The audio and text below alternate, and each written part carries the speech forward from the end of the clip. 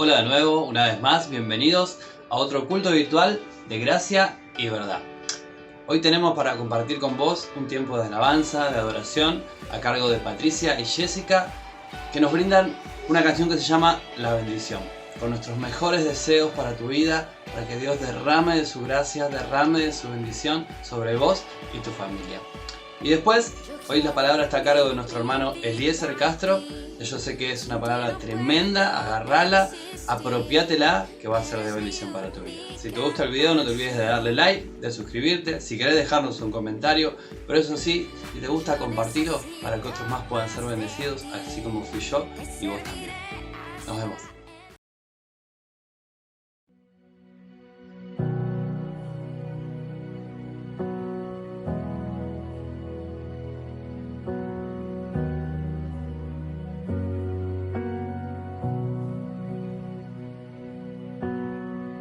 Dios te guarde y bendiga, te extienda su amor, te muestre favor.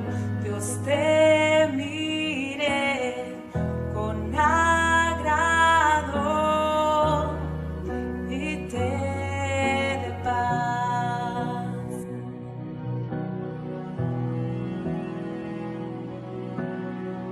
Dios te guarde y bendiga, que extienda su amor y te muestre favor. Dios te mire con agrado y te dé paz.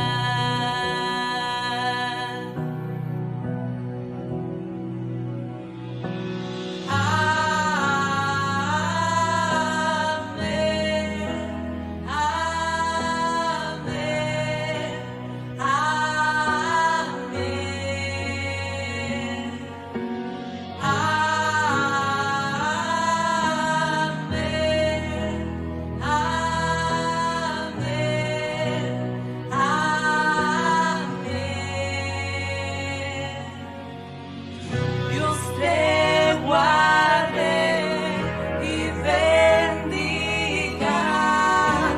que extienda su amor, te muestre favor. Dios te mire con agrado y te dé paz.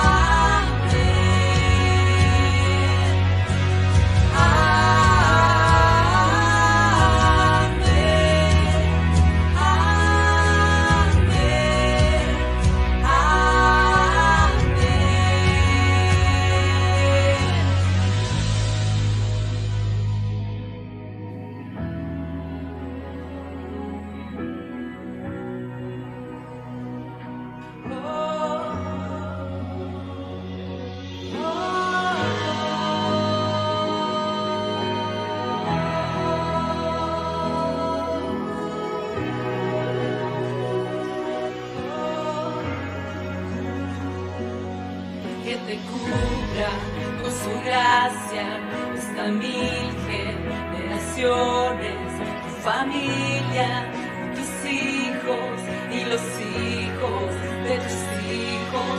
Que te cubra con su gracia hasta 1000 generaciones, tu familia, tus hijos y los hijos de tus hijos.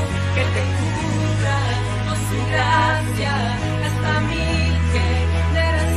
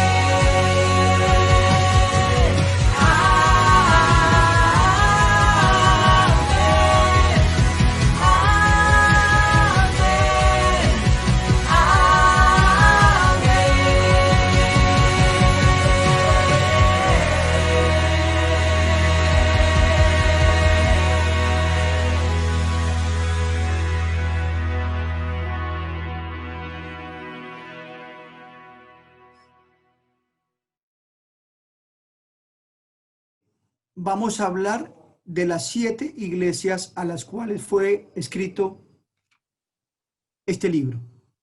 Y si ustedes quieren estudiar el libro de Apocalipsis, el bosquejo está en el capítulo 1, versículo 18. Dice el versículo 18 y el 19, y el que vivo y estuve muerto, mas he aquí que vivo por los siglos de los siglos, amén, y tengo las llaves de la muerte y del Hades. Escribe las cosas que has visto. Le está hablando el apóstol Juan, las cosas que has visto son todo el capítulo 1. Ese sería el bosquejo. Dice, y las que son, capítulos 2 y 3, las cartas a las 7 iglesias, y las que han de ser después de estas del capítulo 4 en adelante. Es un bosquejo sencillo, práctico, y en el capítulo 1 del libro de Apocalipsis se presenta a Dios a Juan. Se presenta a Dios a Juan en toda la eternidad, en todo su esplendor. Se presenta como el primero, el último, el alfa, la omega, su voz como estruendo de muchas aguas, su cabeza blanca, como en toda la eternidad y la majestuosidad del Señor. La Escritura dice que Juan al verle cae como muerto, y el Señor coloca la mano sobre su hombro y dice, escribe lo que va a hacer. Y cuando vamos a hablar de las 7 iglesias, eran 7 iglesias en aquel momento en Asia Menor. 7 iglesias comunes y corrientes.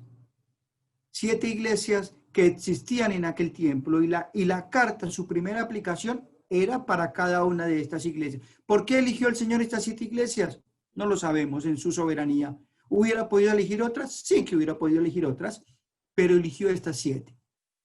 Ahora, es un mensaje para estas 7 iglesias en aquel tiempo, con una cultura especial, con un momento especial, pero también es una carta para las iglesias para la iglesia de todos los tiempos, para una aplicación a la iglesia de todos los tiempos. Pero hay algo importante. La escritura de las cartas a las 7 iglesias, queremos que saquemos una aplicación personal, tanto ustedes como yo. Que sea una aplicación personal y oremos a nuestro Dios, que cada domingo que me toque hablar, vamos a hablar, si Dios quiere, una carta. Entonces vamos a empezar con la iglesia de Éfeso. Acompáñenme, por favor, a Apocalipsis capítulo 2. Dice la Escritura, escribe al ángel de la iglesia en Éfeso, el que tiene las 7 estrellas en su diestra, el que anda en medio de los 7 candeleros de oro, dice esto. Yo conozco tus obras y tu arduo trabajo y paciencia, y que no puedes soportar a los malos, y que has probado a los que dicen ser apóstoles y no lo son, y los has hallado mentirosos. Y has sufrido y has tenido paciencia, y has trabajado arduamente por amor de mi nombre, y has desmayado. Pero tengo contra ti que has dejado tu primer amor. Recuerda, por tanto, de dónde has caído y arrepiéntete, y haz las primeras obras. Pues si no, vendré pronto a ti y quitaré tu candelero de su lugar, si no te hubieres arrepentido. Pero tienes esto, que aborrece las obras de los nicolaitas, las cuales yo también aborrezco. El que tiene oído, oiga lo que el Espíritu dice a las iglesias. Al que venciere, le daré a comer del árbol de la vida, el cual está en medio del paraíso de Dios. Vamos a orar. Bendito Dios. Gracias, bendito Padre, por tu palabra. Y Señor, en este tiempo rogamos que nos hables a través de ella, que tu Espíritu Santo nos ayude a entender, que nos enseñe y nos recuerde, como dice tu palabra. Ayúdanos a tener aplicaciones en el bendito nombre de Cristo Jesús. Amén. Bueno, dice primero que escribe el ángel. La palabra ángel, 2 significados. Un ser sobrenatural y el pastor. Entonces, la mayoría de escritores están de acuerdo en que es el pastor. Escribe al ángel, al pastor de la iglesia en Éfeso. Le está escribiendo a aquella autoridad de la iglesia en Éfeso. Cada carta tiene una presentación de Cristo. Cada carta tiene una presentación de Cristo. Cada carta tiene una exhortación, tiene un elogio, tiene advertencias, pero también tiene promesas. Tiene elogios. El Señor muestra cómo era aquella iglesia. Vamos a ver la presentación de Cristo. Está en el versículo 1. Ya dijimos que el ángel es el pastor de la iglesia en Éfeso. Hablemos algo de Éfeso. Éfeso. En Éfeso, recuerden que allí fue donde llegó el apóstol Pablo, que había un templo muy famoso. Una de las ciudades más importantes de Asia Menor, por su posición geográfica. El apóstol Pablo, Dios le había dado una sabiduría para empezar la obra en lugares estratégicos. Era un lugar muy importante, muy privilegiado.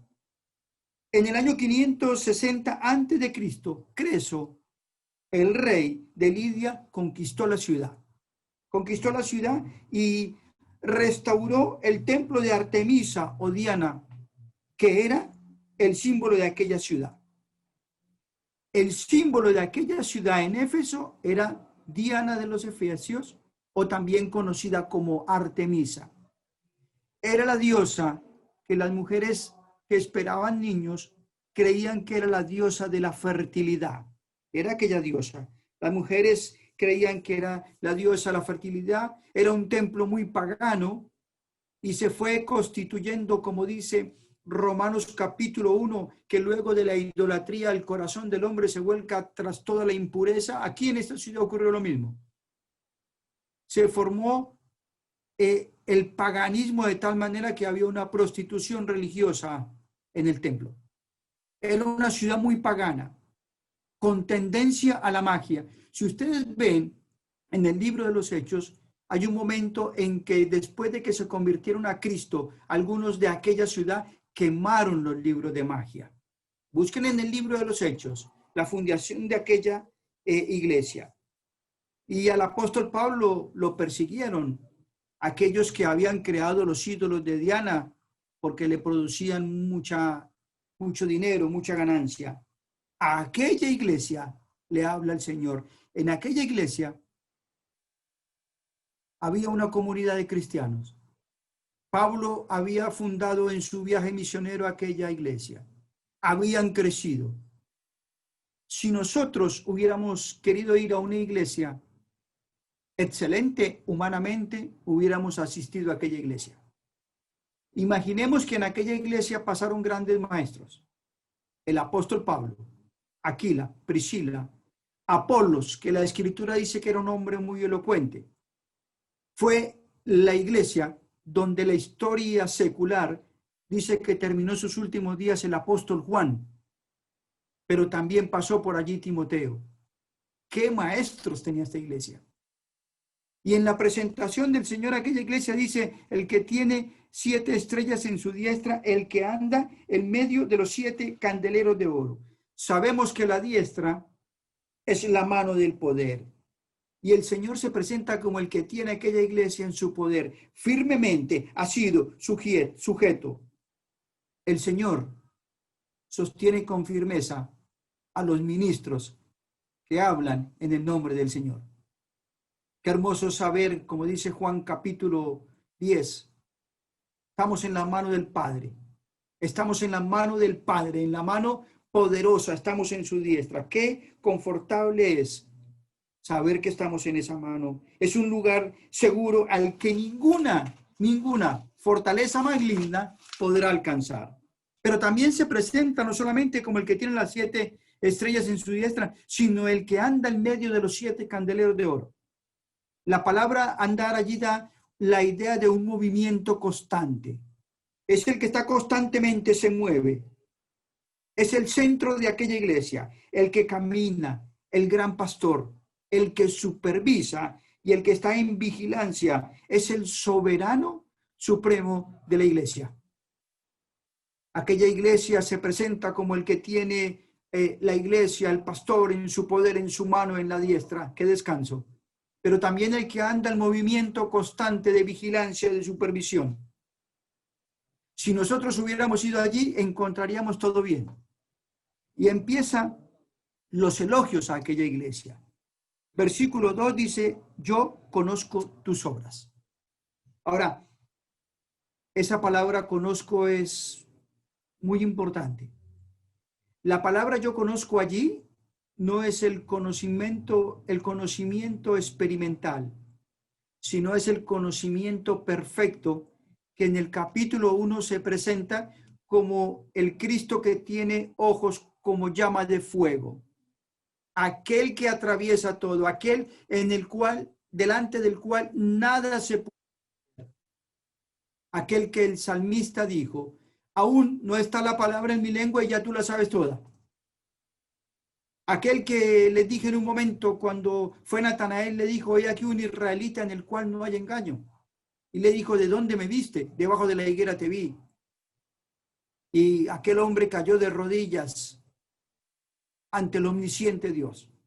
Ese yo conozco es el conocimiento perfecto del Señor. Que el salmista quedó maravillado y dijo, tal conocimiento es maravilloso, tan alto que no lo puedo entender. El Señor conoce perfectamente. ¿Por qué? Porque conoce lo íntimo de mi corazón. Yo tengo mi esposa y mis hijos. Hace 22 años estoy casado. 22 años en los cuales, por supuesto que la conozco. Pero yo no conozco sus pensamientos íntimos y su corazón. Eso lo conoce el Señor solamente.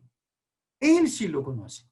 Él conoce mis pensamientos, mi corazón. Delante de Él no podemos esconder nada. Y el Señor se presenta como el que yo conozco. Y miren cómo los elogia.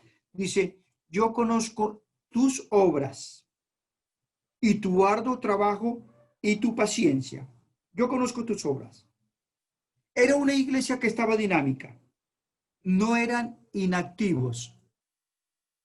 En el año que escribió el apóstol este libro de Apocalipsis, recuerden que había persecución.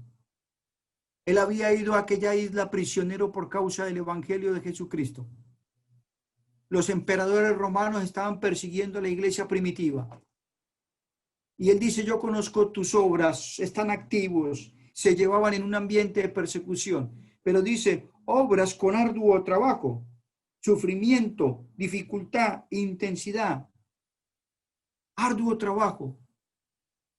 La fe que no produce obras es una fe muerta. Por eso Santiago dice que la evidencia de una persona que es salva por la fe son las obras. Las obras no nos pueden salvar, pero sí son una evidencia de un nuevo nacimiento. El cristiano que nació de nuevo tiene que llevar evidencia de que es un hijo de Dios. Y aquella iglesia presentaba esas obras con arduo trabajo, pero dice paciencia. Paciencia. Eran obras que producían agotamiento, hasta el agotamiento. Capacidad, paciencia, y es la capacidad de soportar sin desmayo ante las situaciones adversas que vivían. La provisión de la gracia de Dios le llevaba a vivir aquella iglesia con paciencia, con paciencia. Y continúa el elogio y dice el versículo 2, y que no puede soportar a los malos. ¿Qué quiere decir esto? Que tenían una doctrina muy buena. No soportaban a los malos. En esos primeros tiempos, como ahora, los falsos maestros se infiltraban en las iglesias para destruir la obra de Dios. Ocurre hoy en día. No sabemos si eran de pronto los gnósticos que querían entrar en aquella iglesia, pero la iglesia de Éfeso no soportaba a los malos porque tenían una doctrina muy buena. Imagínense con los maestros que tenían una doctrina de la palabra de Dios. Y dice, no puedes soportar a los malos, y has probado a los que dicen ser apóstoles y no lo son, y los has hallado mentirosos. Era una iglesia que por la doctrina que tenía, había probado a aquellos hombres a quienes decían que eran.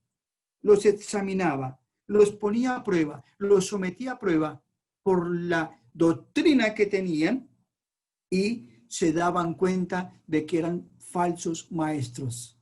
Los había hallado mentirosos. Y continúa el versículo 3, el elogio, y dice, y ha sufrido. ¿Por qué? ¿Por qué dice ha sufrido el versículo 3? Recuerden que estaban en la persecución. El imperio romano, persiguiendo a los cristianos, habrían perdido todo. La persecución de la sociedad, la persecución de los falsos maestros que los acusaban, la persecución de los judíos que estaban en contra del cristianismo. Eran iglesias en total persecución. Y les dice, has sufrido, pero dice, has tenido paciencia. Has tenido una paciencia continua. No solamente en el pasado, sino que se continuaban con esa paciencia. Y dice, has trabajado arduamente. Seguían trabajando a pesar de la situación que vivía. Y no has desmayado, no te rendiste, Éfeso. Estaban firmes, no abandonaban la lucha a pesar de las circunstancias adversas. Yo pienso que lo que nosotros vivimos en este tiempo no es en nada comparación a lo que vivió aquella iglesia primitiva. Allí sí que había dificultad. Allí sí que había hambre y persecución. Y eran iglesias que continuaban en ese elogio. Y el versículo 3 dice, no has desmayado. Elogios. Pero viene la exhortación. Si nosotros hubiéramos estado allí, hermanos queridos, hubiéramos hallado todo en orden. La música, perfecta. La adoración, lo hubiéramos visto muy bien. La enseñanza con los maestros que tenían, muy bien. No soportaban los malos. Sufrían en las pruebas. No desmayaban. Trabajaban arduamente. Pero los ojos del Señor, el yo conozco, ojos perfectos, sabían lo que sucedía y lo que necesitaban. Y les hace una exhortación. Pero tengo contra ti que has dejado tu primer amor. Habían puesto de lado el primer amor. El ministerio, las obras, se habían hecho más importantes que el Señor de la obra. El ministerio había ocupado el lugar. Obras hechas sin amor dejan de tener valor delante del Señor. Obras hechas sin el amor dejan de tener valor delante del Señor. Por eso aquel escriba, cuando le pregunta al Señor en el Nuevo Testamento, allí en el libro de Marcos, Señor, ¿cuál es el principal mandamiento? ¿Cuál es el principal mandamiento? Y el Señor le dice, oye, oh Israel, tu Dios uno es. Le recuerda a este escriba el Shema, el Deuteronomio capítulo 6. Y le dice, y amarás a tu Dios con todo tu corazón, mente y alma y con todas tus fuerzas y a tu prójimo como a ti mismo. Y le dice, con esos dos mandamientos, que es uno solo, está el resumen de todo. Ama a Dios con todo tu corazón, tu mente y tu alma. Y aquella iglesia había caído en una rutina. Había caído en una rutina. Ministerio, esfuerzo, doctrina, ocupación, mucho servicio. Pero el Señor les exhorta. Habían dejado el primer amor. Y hermanos queridos, les llama en el versículo 5, recuerda, no te olvides. Por tanto, ¿de dónde has caído? Arrepiéntete, haz las primeras obras. Cuando el amor va desapareciendo, todo es por inercia, por hábito, por religiosidad. Cuando yo veo los escribas y los fariseos, ellos no nacieron así. Los escribas y los fariseos nacieron en un momento muy difícil del pueblo de Israel. Y en ese inicio de los escribas y los fariseos, en el tiempo de los macabeos, fueron los que llevaron al pueblo de Israel a volver a amar a Dios con todo su corazón. Pero en los evangelios los encontramos como aquellos religiosos que el Señor los exhorta porque habían caído en una rutina. Y aquella iglesia de Éfeso estaba pasando un tiempo especial. Y el Señor le dice, recuerda ese primer amor. El amor siempre debe ser nuevo. Por eso el fruto del Espíritu es amor.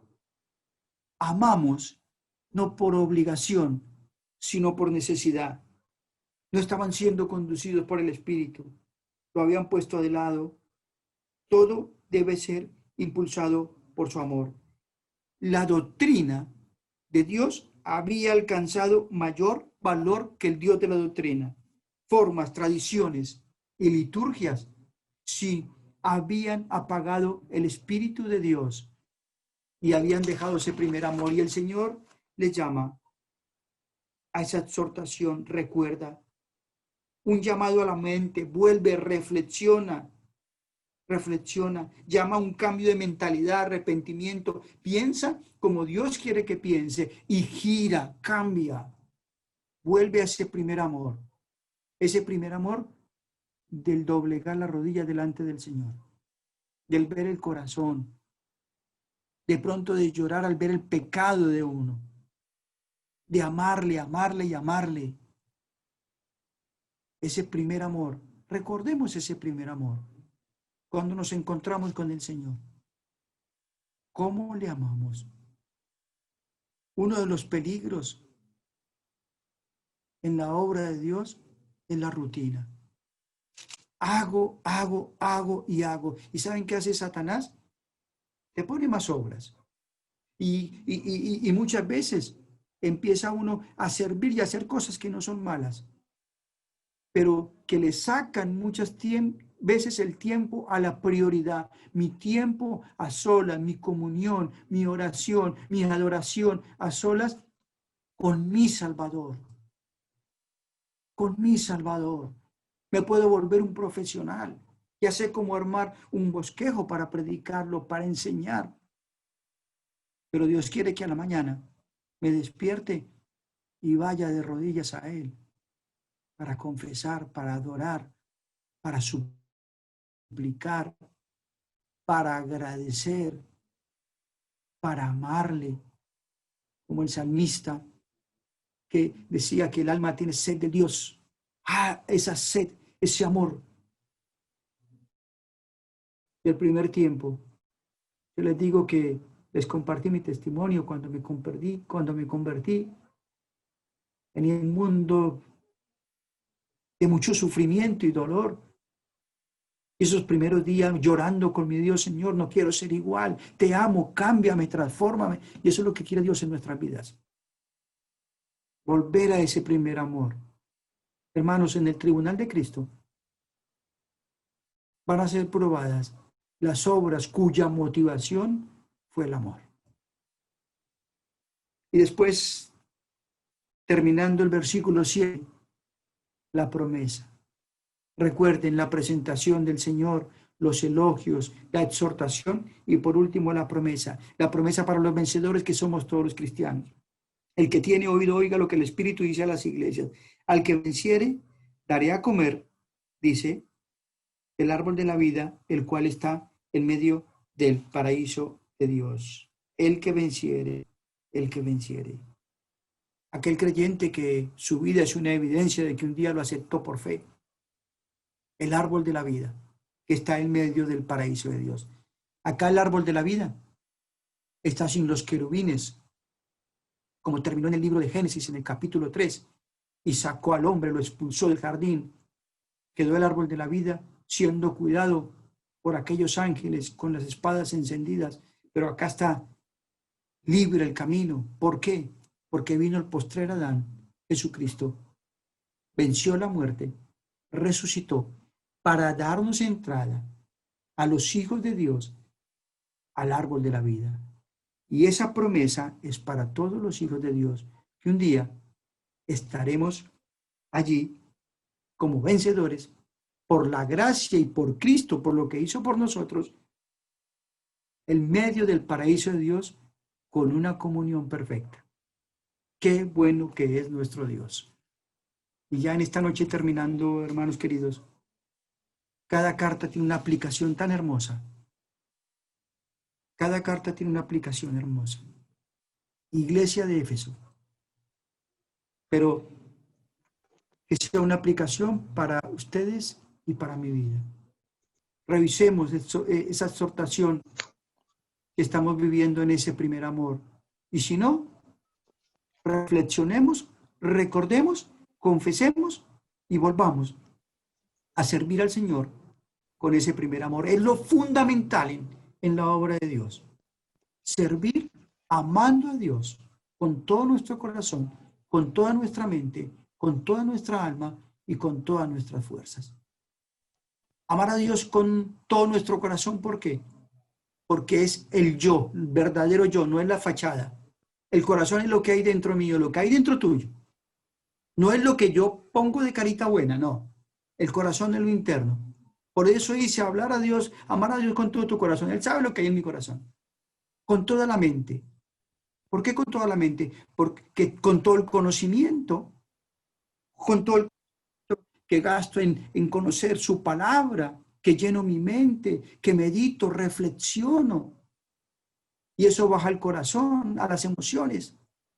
Pero recuerden algo que les dije, emociones genuinas nacen en la mente. Emociones genuinas nacen en el conocimiento que tengo de Dios. No es que lloro y me quebranto porque sí, no. Es porque en mi mente, en su palabra, Dios obró. No es un momento solo de emoción, sino es una emoción que nació en el conocimiento de Dios. Y con todas mis fuerzas, mi hermana hablaba de la ofrenda. Con todas mis fuerzas, me habla de que todo lo que yo tengo es de Dios. Dios quiera que en este tiempo tan difícil, amemos a Dios con todo nuestro corazón, nuestra mente y nuestra alma. Amén. Vamos a orar. Bendito Dios, gracias por tu palabra. Y Señor, gracias porque son aplicaciones para nosotros en el tiempo que vivimos. Señor, ayúdanos a vivir en ese primer amor. Bendice a mis hermanos. Gracias por sus vidas. Ayúdanos a aprender, a crecer, pero sobre todas las cosas, a amarte. Que sea la prioridad en nuestras vidas para mostrarle al mundo que hay un Dios que les ama. En el nombre de Cristo Jesús. Amén.